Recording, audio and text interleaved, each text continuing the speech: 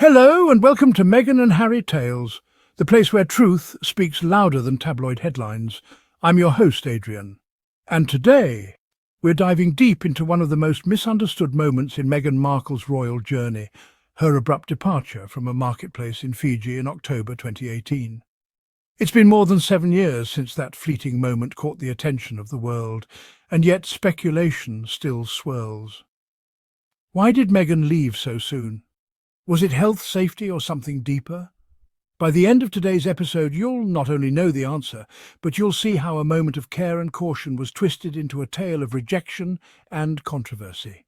So sit back, grab a cup of tea, and let's go behind the scenes. October 2018. The Duke and Duchess of Sussex were midway through a monumental 16-day royal tour of Australia, Fiji, Tonga, and New Zealand. Meghan had only recently announced her pregnancy, and this was one of the first times the world saw her in this new, more delicate phase of life. Day 9 brought them to Suva, the bustling capital of Fiji. It was their first full day in the city, and the schedule was packed. The couple had just visited the University of the South Pacific, where Meghan delivered a heartfelt speech about the power of education and gender equality.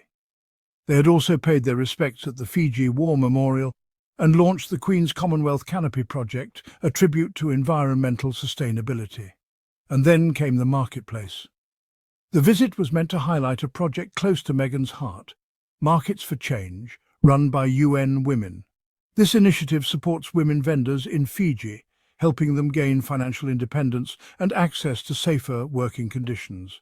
Meghan was scheduled to spend about 20 minutes touring the market, speaking with female entrepreneurs. This wasn't just a meet and greet. It was a moment of solidarity with women striving to change their communities from within. But 8 minutes in, she was gone. So what happened? Initially, Kensington Palace released a statement citing uncomfortable conditions. Later, they clarified that it was due to crowd management issues.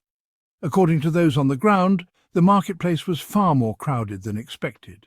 Locals had flooded the area in hopes of catching a glimpse of the Duchess, and security was beginning to feel strained. Meghan was pregnant. The heat was intense, the humidity overwhelming, and crowd control was slipping. For any high-profile figure, let alone a first-time mother-to-be, this was a legitimate cause for concern.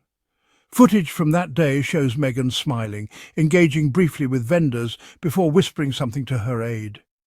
Within moments, she was escorted out by her security team. No panic, no outburst, just a calm, cautious departure.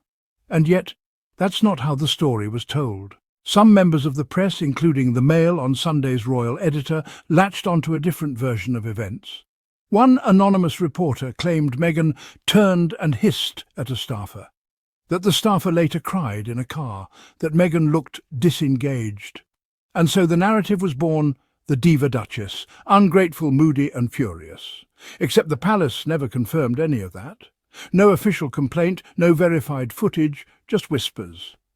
Meghan's pregnancy and the conditions were the only factors acknowledged by her team, but tabloids weren't interested in facts. They were interested in clicks. Years later, royal biographer Robert Lacey added fuel to the fire.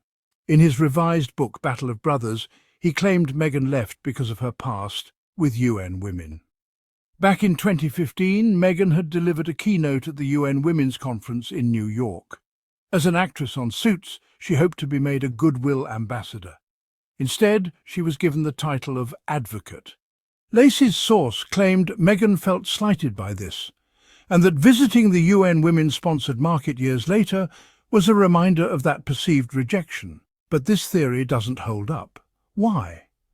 Because Meghan has continued working with UN Women even after stepping down as a working royal.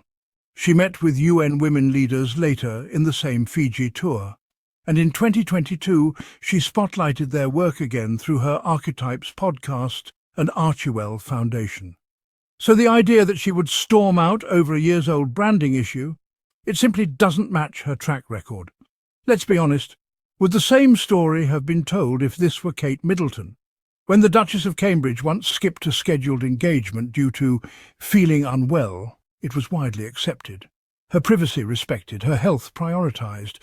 But Meghan, a biracial American woman, didn't receive the same grace. What Meghan faced and continues to face isn't just criticism.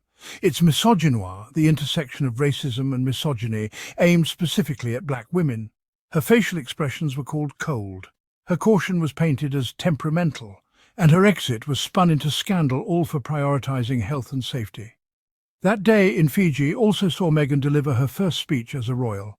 She spoke passionately about the barriers women face in accessing education, saying she herself had relied on scholarships and financial aid to attend university. It was a beautiful moment until her estranged half-sister, Samantha Markle, took to Twitter to accuse Meghan of being a liar. She claimed their father had paid her tuition, but as usual, Samantha offered no receipts.